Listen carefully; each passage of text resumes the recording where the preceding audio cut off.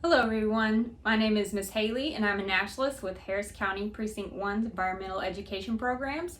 You may be wondering why I'm in the dark. Well, today we're going to be learning about our nighttime friends, the nocturnal animals. You'll also get to meet one and we'll do a fun craft. So let's get started. A large percentage of animals are nocturnal or mostly active at night. Nocturnal animals have many physical adaptations that allow them to survive with little or no light. These adaptations can include a highly developed sense of sight, smell, and hearing. Humans and other animals that lack these highly developed senses are diurnal or mostly active during the day. Now, the night is not just a quiet time for sleep, but sees just as much activity as the daylight hours. From dusk till dawn, nocturnal animals leave their homes and roam the nights. Some reasons for being a nocturnal animal are that there's less competition for food sources. It's easier for some animals to hunt prey in the cover of darkness, and it's easier for critters to avoid predators at night, and it's also cooler at night than in the heat of the day. Now, these creatures are on the prowl for food, and they use their keen senses to hunt down their prey. Nocturnal animals usually have large, round eyes that allow them to see as well at night as we do during the day. Owls' eyes are so large that they can't even move in the socket, and it takes up about half of the owl's skull. And this is why owls must turn their heads around to have a full field of vision. Some nighttime animals also have vertically slit pupils or cat eyes that protect their eyes from too much light if they're out during the day, and those pupils can act as a curtain and close out some of that light. Nocturnal animals have special cells in their eyes called rods that allow them to take in more light rays. This also gives them the glow-in-the-dark eye effect. In many animals, their sense of smell is so developed that they can even sense changes in wind direction. This is especially helpful at night in detecting food and water sources, as well as any predators that might be lurking about. These creatures also usually have large ears that can perceive the slightest sounds. Most often their ears are cupped, which funnels the sound into their eardrums. Nocturnal animals can also have ears that hear independently, meaning that they can tell which direction a sound is coming from. Certain animals, like bats, use echolocation in order to detect objects in their path. They do this by emitting high-frequency calls that bounce off the objects and that are reflected into their ears, allowing them to navigate through the darkness. Often these night dwellers get a bad rap as scary or troublesome. Bats have been labeled as creepy creatures of the night, when in fact they help control the bug population. Raccoons are known as dumpster divers who will eat anything, and they're infamous for being able to get into even the most impenetrable garbage can and dumping out all the contents. But just because these animals come out at night doesn't mean that they have to be scary or intimidating. Now let's take a closer look at one nocturnal animal in particular. This is a Virginia opossum. The Virginia opossum is a nocturnal mammal that lives in wooded to urban areas of North America. The opossum is North America's only marsupial. Marsupials are animals that have a pouch on their stomach to carry their young after birth. Opossums typically have about 8 joeys per litter and can have up to 3 litters per year. Now, after they're born, the tiny little babies will climb into their mother's pouch and they'll attach to one of 13 teats where they will remain for about 2 months. After they leave the pouch, the young will stay with mom, often hanging onto her back until they're about 120 days old. Opossums have large, hairless ears that are kind of funnel-shaped so they can hear at night.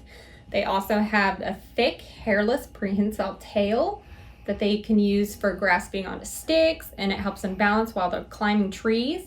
They also have opposable thumbs on their back feet, and that helps them keep their balance while they're climbing too. They have long pointed noses with whiskers that helps them smell their way through the dark. And inside their mouths, they have 50 sharp teeth, the most of any North American land mammal. Opossums are opportunistic omnivores, and that means that they're going to eat pretty much anything that crosses their path. They have a diet ranging from fruits and vegetables, insects and eggs, to small rodents and birds, and even carrion, which are dead animals. One of their favorite foods to eat are ticks, and opossums play a huge role in controlling tick populations, which in turn keeps the spread of tick-carrying diseases down. Opossums also are immune to snake venom and will even eat venomous snakes. And contrary to popular belief, opossums are not carriers of rabies. And during the day, opossums spend most of their time sleeping in dens, abandoned burrows, and hollow trees. And at night, after eating, they lick and groom themselves much like a cat. When they're threatened, an opossum can have an involuntary response, most often referred to as playing possum. The danger that they face can send them into a shock, and that induces a comatose state that can last from several minutes to several hours. They'll fall over with their mouths open, their hands curled in, much like a dead animal, and they can even produce a stinky smell that deters predators from eating them. And once they feel the threat is over, they'll wake up and scurry away. So now that you know about what makes nocturnal animals special, like our possum friend, let's have some more fun with an illuminating craft. All right, now that you've learned a little bit about nocturnal animals and you got to meet our friend the opossum, now we're gonna make a fun little craft. So to make this craft, you're gonna need a gallon-sized storage bag. You're gonna need a couple pieces of black paper, a couple pieces of white paper, some scissors, pencil, and some permanent markers. Now to get started, you're gonna take your bag and you're going to insert a white piece of paper into your bag, and this is going to help you see the picture that you're going to draw on your bag. And if you want a long horizontal picture, you can just make a slit in your bag. That way you can have a wide scene or you can have a tall scene. You can draw a wooded area like this, the ocean, you can draw the city, your backyard, whatever you want to draw. But the more color, the better.